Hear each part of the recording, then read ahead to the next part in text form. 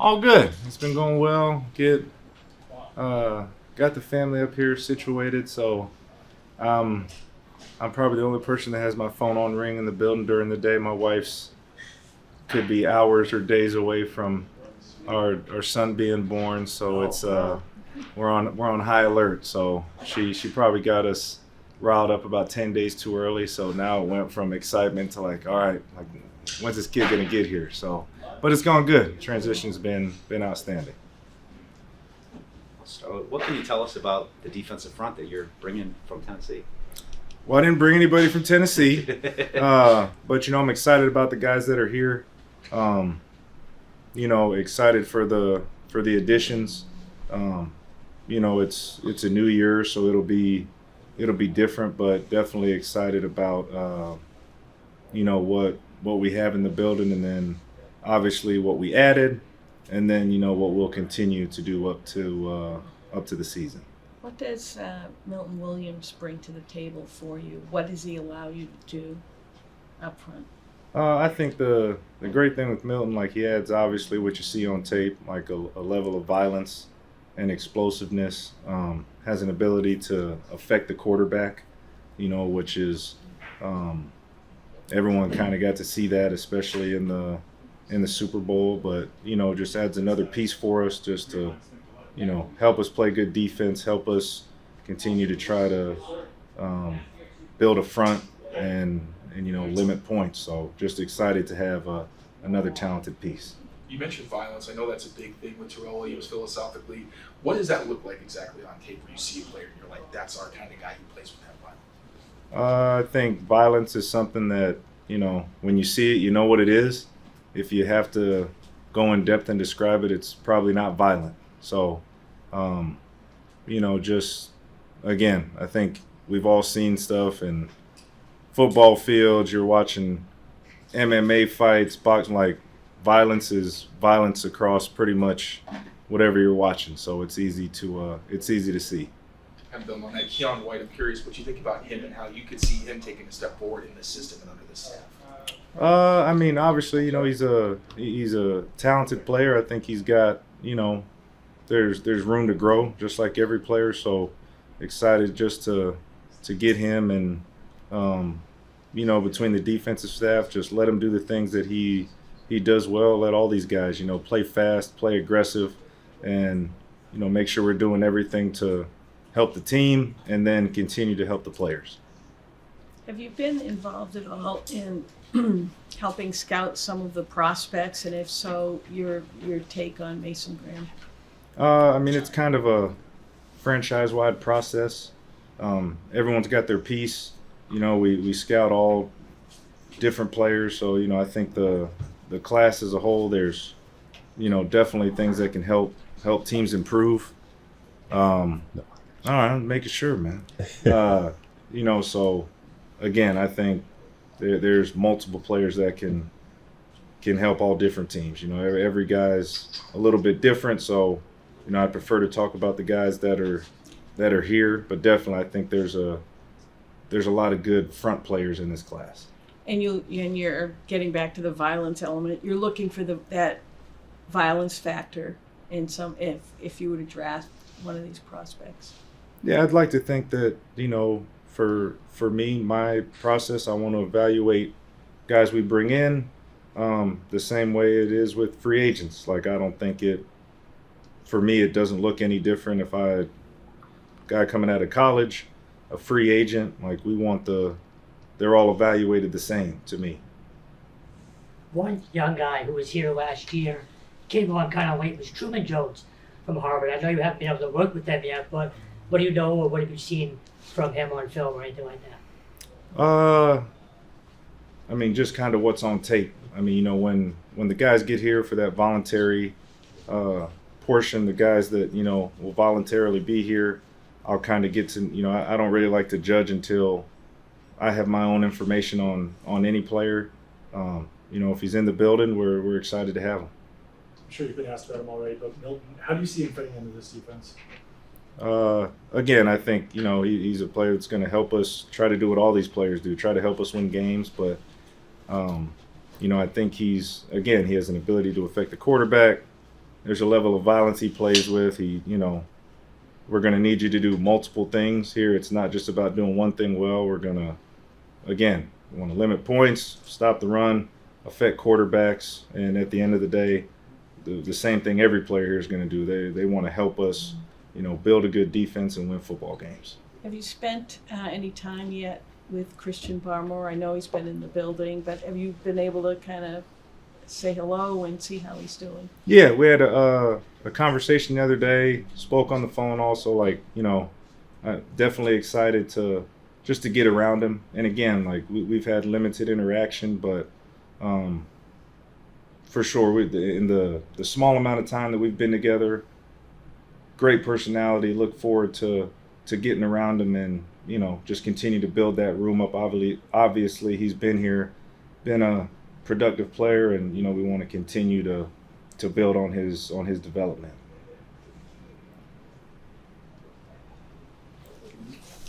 Thank you. Yeah, no problem. Thanks. Yep, you bet. Yeah, I mean, my first thought is that I don't think any of us, I haven't been in the league that long, but that anyone that has seen someone that does something like this at that level, both college level and at the level we perform. To me, it's you're taking, whoever takes him is taking a guy that can do things that you can't coach, but then when you do have him, now it's how do I best coach him to do something that he's only minored in. And I think at that point, that's when you really start to get a feel for here's what his ceiling could be. And if you feel like his ceiling is not quite as high at one position, then you have the luxury of taking a look at another one. Yesterday, Todd Downing, we asked him sort of a similar question. He said, well, as a receivers coach, I would fight for him to get him in my meetings. And that as a cornerback coach, is that something that you would do as well? You try to fight for the player to get him in your meetings, get your practice reps? I think Springer just left. He fight for him to be a kicker from everything I've heard and seen. I think for sure. I mean, he makes your team or whatever team he goes to better. And when you see a guy that has the traits that he has the ball skills, has the speed, has the movement ability, you especially coaching wide receivers or coaching DBs, you feel like this guy could help us. So for sure that. Yeah. What do you think about that? Just that combination of Christian Gonzalez and that cornerback with Carlton Davis. So what can they bring? Well, I mean, I think you have two guys that are both at different points in their careers, but both very similar physically. In Carlton's case, a guy that's been doing it for a little while now, and in Gonzo's case, a guy that he kind of took the world by storm a little bit this past year, even from afar.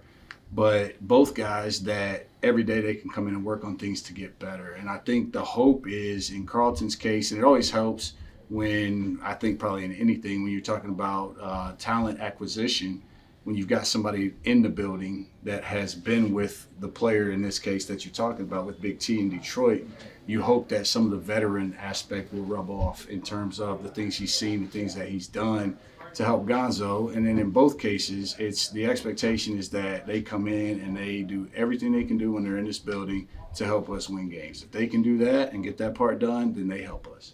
With Marcus Jones, I know he's kind of a unique player, plays on offense, plays on defense, special teams, but could you see him being a fit for what this team is looking for in a nickel cornerback? I think Marcus is not the same as Travis Hunter, but you can see a lot of similarities in that way. I do think that he's a good fit he's a fit for us in the DB room. In my conversations with him, it's been a young man that has an older soul and very mature and communicates really well. Watching his tape, saw a more physical player than I expected to see in the tape that I saw. And then obviously I knew coming from being in Indy, having played late in the year up here, that I'm telling the coordinator on the head's 25s in the game, and we're coaching on defense. So to know what he can do with his hands on the football and the return game, I think he's just an asset for a football team, and was pleasantly surprised with what I saw from last year's film when I watched him play at nickel and at corner. How big of a role has Mike Vrabel played in your career? And, how excited are you just to join the staff up here in New England? The thing that probably, I don't know how much it's gotten talked about or will, but Vrabes hired me. I'd come out of college and I took a year off and I did an internship with them in Tennessee, and then I took the 22 season off. He hired me when I was at home, being dad and husband. So I'm forever grateful for that. And then really from day one in the internship and from the entire 23 season in Tennessee. Rarely a time that he speaks that me personally, I don't feel like I learned something or take something away from that. So I'm certainly grateful for the opportunity to be here. Believe in him, believe in the people that he believes in, and I'm looking forward to seeing what we can do here. Awesome. Thank you, Justin. Thank you. Thank you very much. Sure. So, quick question regarding your history in the past too. So, you ascended this ladder really fast, in my opinion. So, what's special in you that you think that helped you? That's funny because if you ask my wife, it's been a long ascension. It's not been a quick ascension. There were times in the early 2010s that actually for most of that decade that I was working for not making a lot of money, spending a lot of hours doing it, just at schools that people had never really heard of, unless you were from Virginia. But since then, I've been fortunate to be with really good people, been fortunate to really just have a lot of mentors, not from the standpoint of they called me a mentee, I called them a mentor, but just being able to observe people, seeing things done in what I thought was the right way, or in some cases seeing, okay, maybe I would do that a little different based on the situation or the personality. But ultimately, I've just been blessed with favor, to be honest with you. I mean, I haven't, in my mind, I've just tried to do my job the best that I could. There's nothing special about me. But that's where I think the favor comes in, and just been fortunate to get some good opportunities. Well, one last quite quick thing. It's a high ceiling, a guy that has potential and is really just scratching the surface. I mean, I was impressed with really, and when you watch the silent tape, you can't tell this, but it seemed to me as a player that knew not only what he was doing, but how the other team was trying to attack him, and then played with a level of maturity that, again, you can't really gauge that, but his footwork was efficient. His movement skills were efficient. He was never rushed or in a hurry. He was moving at a pace that tells me, based off of that he understands what he's looking at and what it means to him. But, again, a guy that's younger, earlier in his career, that the jury's still out, but I was very encouraged by what I've seen and gotten to know from him to this point. Thank you. When Vrabel was introducing Carlton Davis, he kind of said that, we play cat coverage with Gonzo and Davis, and I was just curious, those conversations about being a little bit more man-to-man heavy with having two guys like that can do that at a high level. Yeah, I mean, that part, the last thing you said about having two guys that can do that at a high level, that to me that's encouraging in that way. It's a man coverage league. We know that even if you're playing zone coverage, at the end of the day, you're going to have to make the 50-50 play. And guys get paid well to do that. But it's where offensive have gotten so smart is they never snap the ball in what they broke the huddle in. So to be able to play cat coverage is great. Everybody's looking for those guys. But at the same time, you have to have flexibility and multiplicity, because you can't just say, hey, go cover this guy. And sometimes you could do that, but with motions and everything that can happen, it's not feet set, ball snapped, I'm doing what I practiced all week.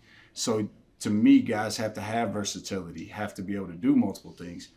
But when you know that you've got to line up and make a play, it is comforting to know that you've got guys that, in Carlton's case, have proven for almost a decade that he can do that and do it well. And in Gonzo's case, has proven really over the course of this past year, but parts of his rookie year, that you feel confident about that. I know when I watched the tape, the thing that stood out to me the most was last year's staff believed in man coverage situations, go to the best guy. And that spoke volumes about how they felt about him, which is also encouraging.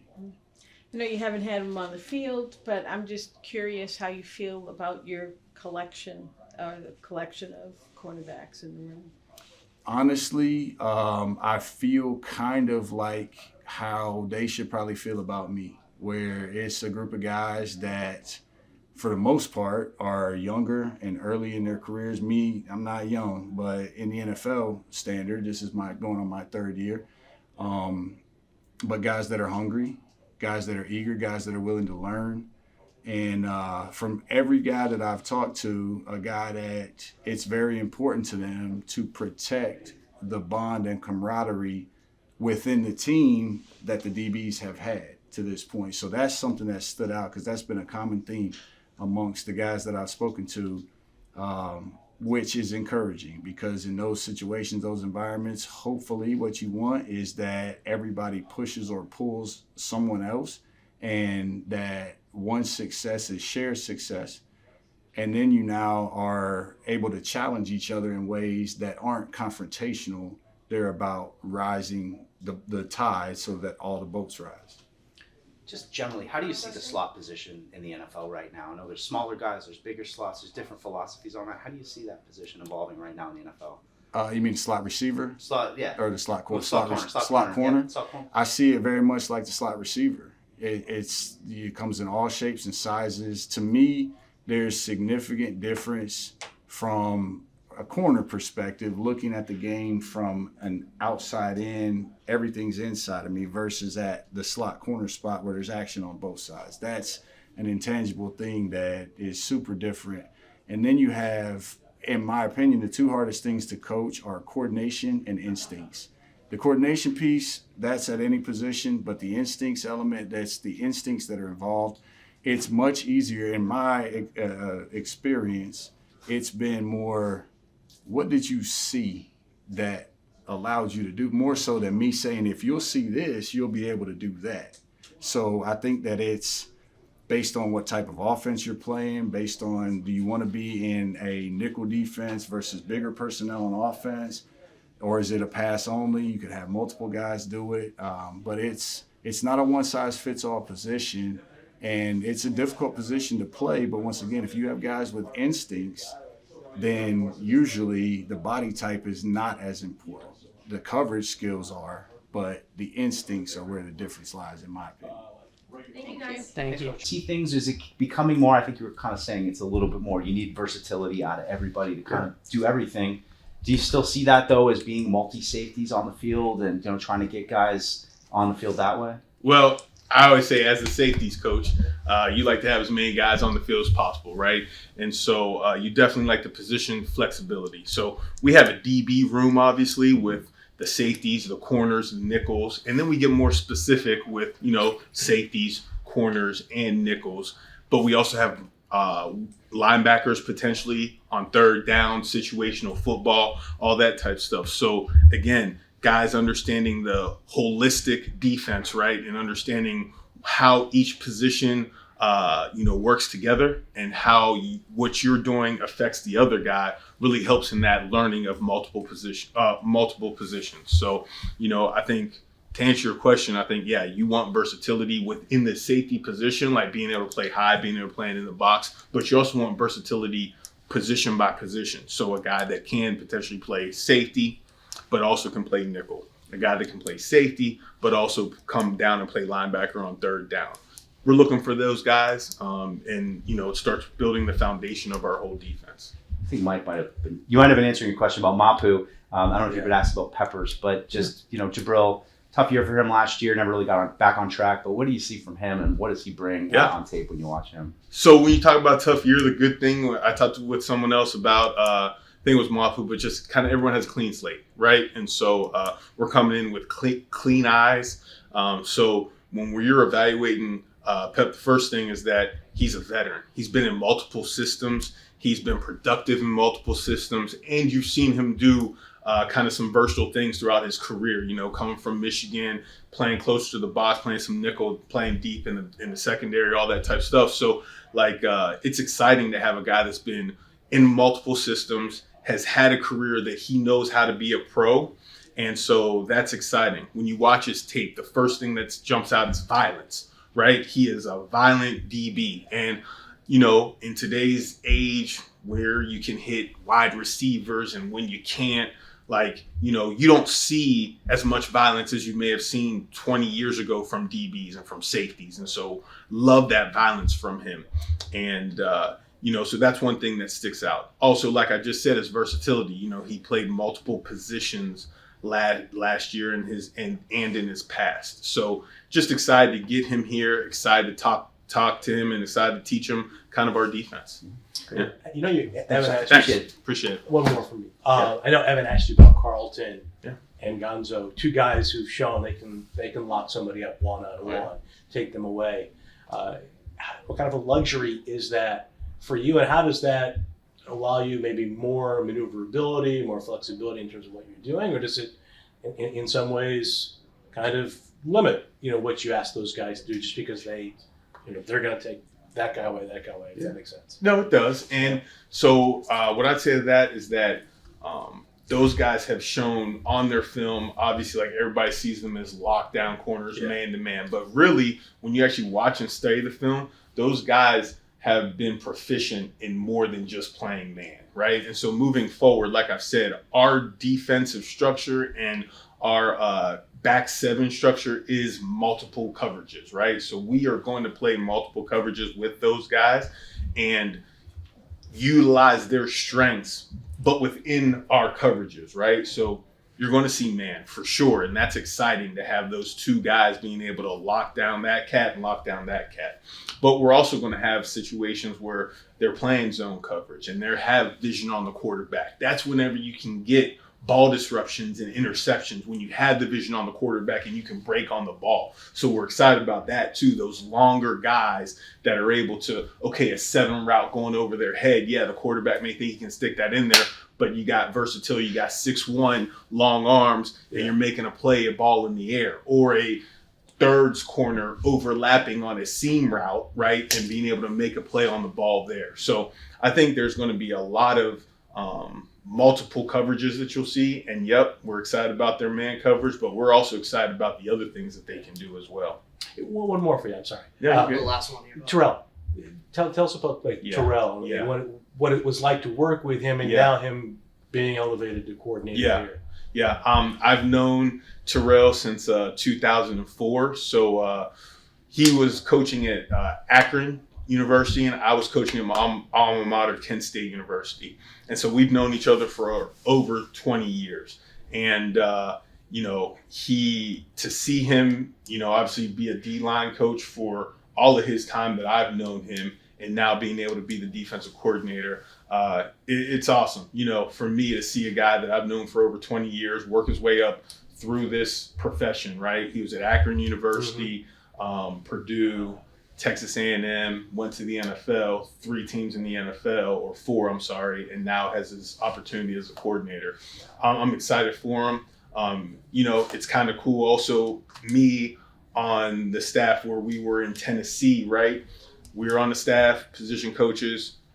Braves elevates him to the coordinator. That's cool too, just as far as you seeing the head coach being able to see talent within his coaching staff, right? And being able to I identify that and wanted to make, guys be elevated. So I think all of that's cool.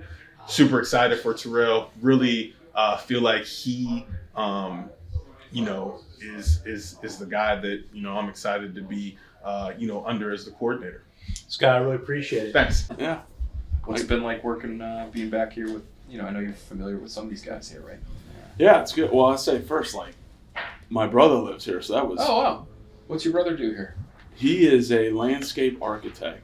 So my brother and my sister-in-law, he went to school in New York. Okay. That's where they met. They got married in Brooklyn. She's from Brooklyn.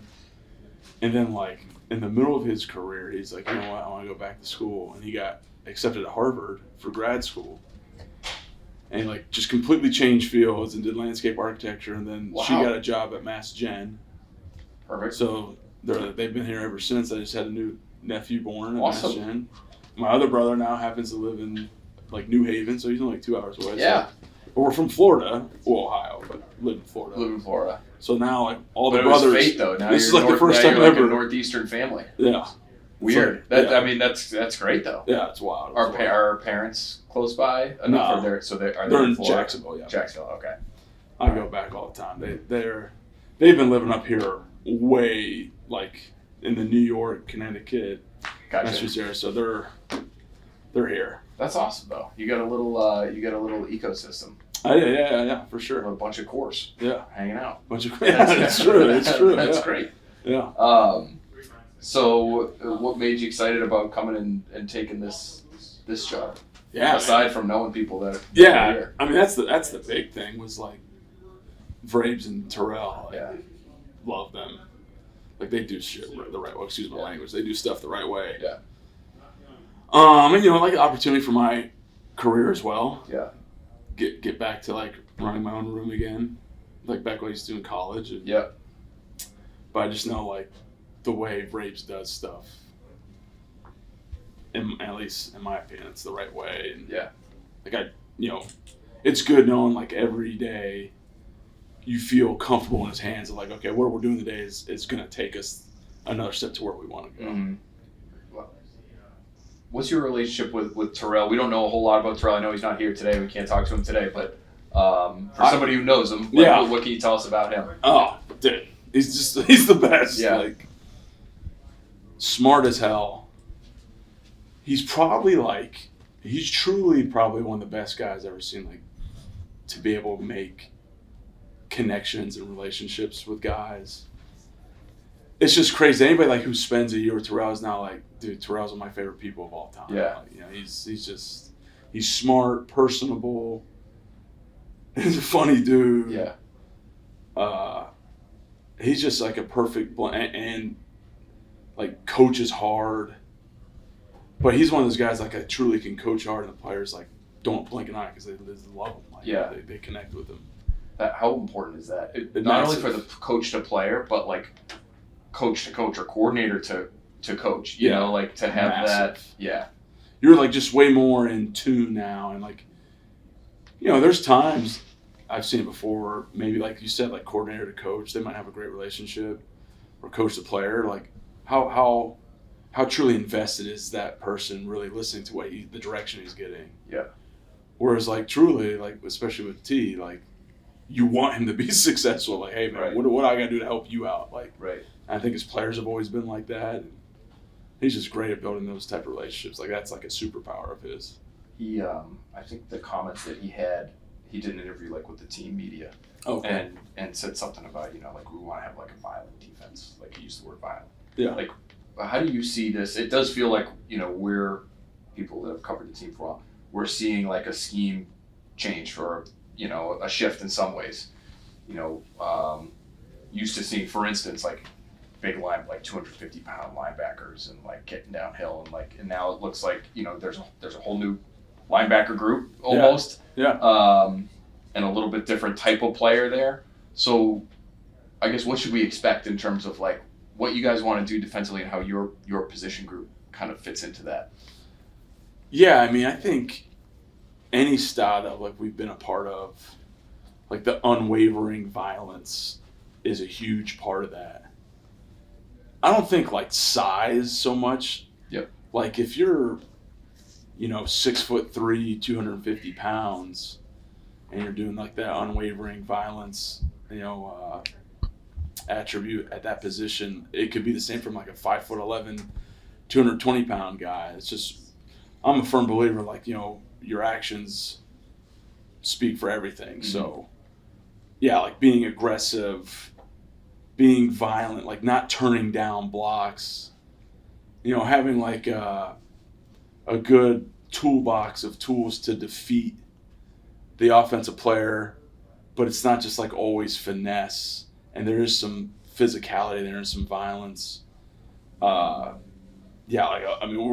huge into guys that don't mind playing violent football. You know what I mean? I don't think you can't really just like pinpoint, okay, well, like the linebacker we want, he's got to be, 6 foot, 220 and be able to run like a 4.4. It's like, no, I mean, like shoot, we had guys in